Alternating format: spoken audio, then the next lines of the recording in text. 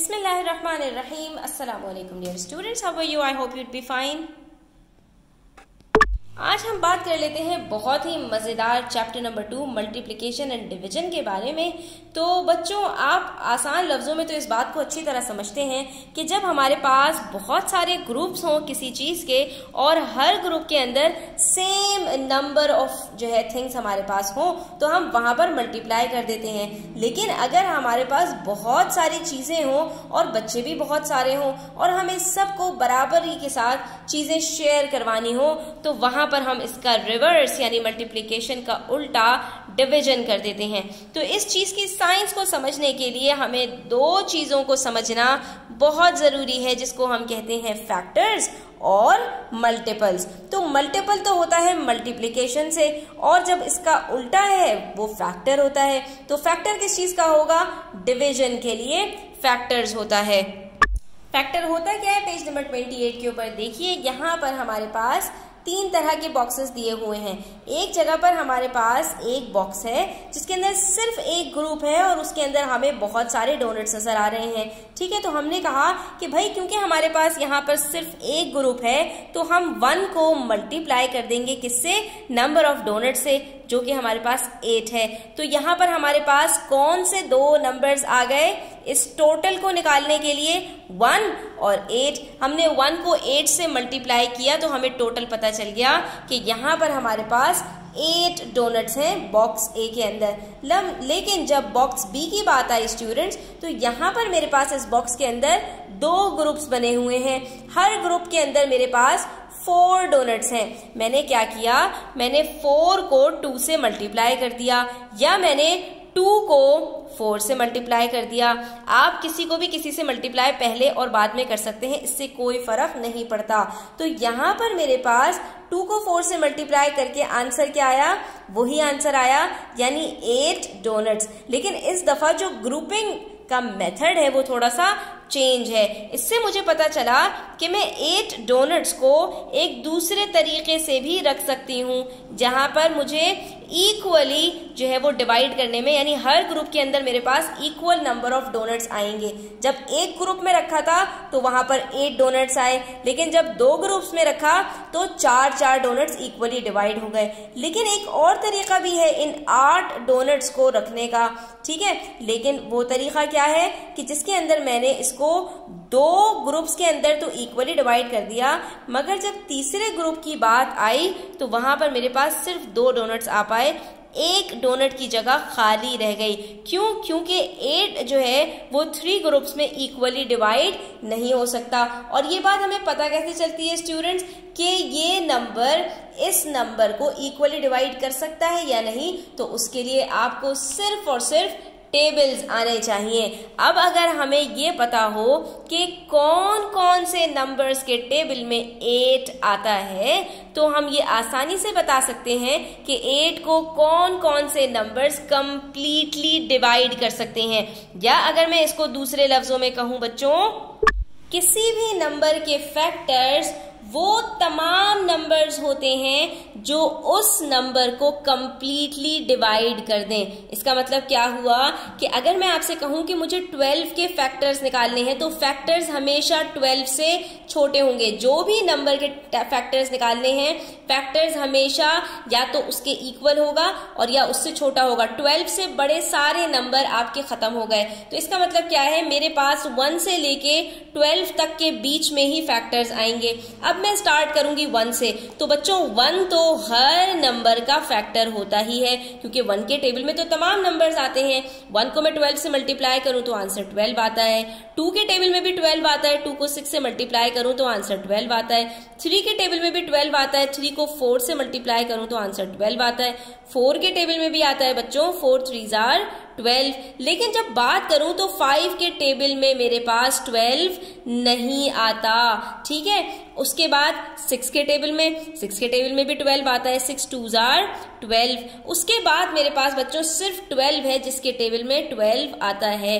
तो इससे मुझे पता चला कि मेरे पास 1 2 3 4 5 6 12 के कितने फैक्टर्स हैं? 6 फैक्टर्स हैं मेरे पास। कौन कौन से?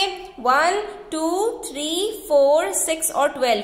ये 6 के 6 मेरे पास 12 के फैक्टर्स हैं। तो हमने क्या सीखा कि हर वो नंबर जिसको वो सारे नंबर्स जो कंप्लीटली डिवाइड कर सकें वो उसके फैक्टर्स होते हैं, और जिन नंबर्स के अंदर कोई रिमाइंडर बच जाए किसी दूसरे नंबर को डिवाइड करने से तो वो सारे उसके फैक्टर्स नहीं होते। जैसा कि हमने देखा 5 कि जब हम 5 को 12 से डिवाइड करेंगे तो हमारे पास क्या आंसर आ जाएगा? 5 2s are 10 और उसके बाद 2 हमारे पास रिमाइंडर बच जाएगा, इसलिए 5 हमारे पास 12 का फैक्टर नहीं है।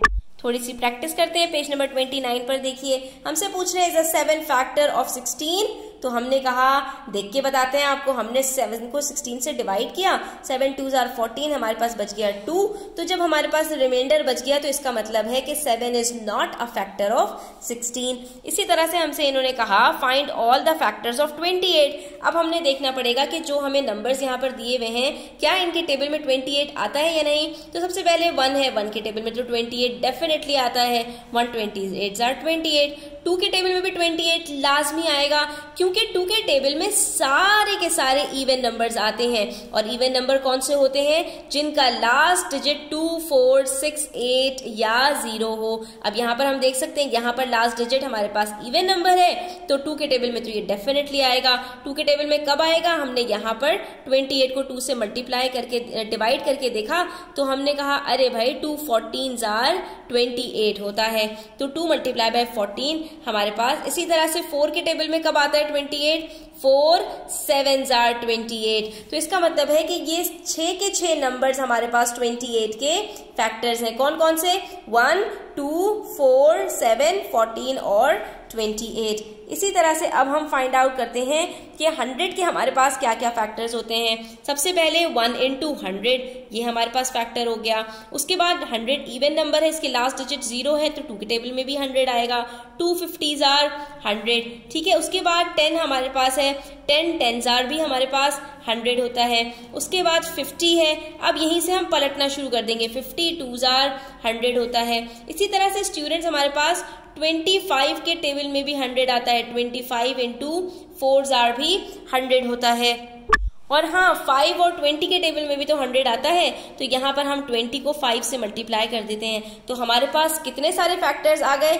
1, 2, 10, 20, 25, 4, 5, 100, 50, 10, इतने सारे यानी 10 फैक्टर्स हैं हमारे पास 100 के।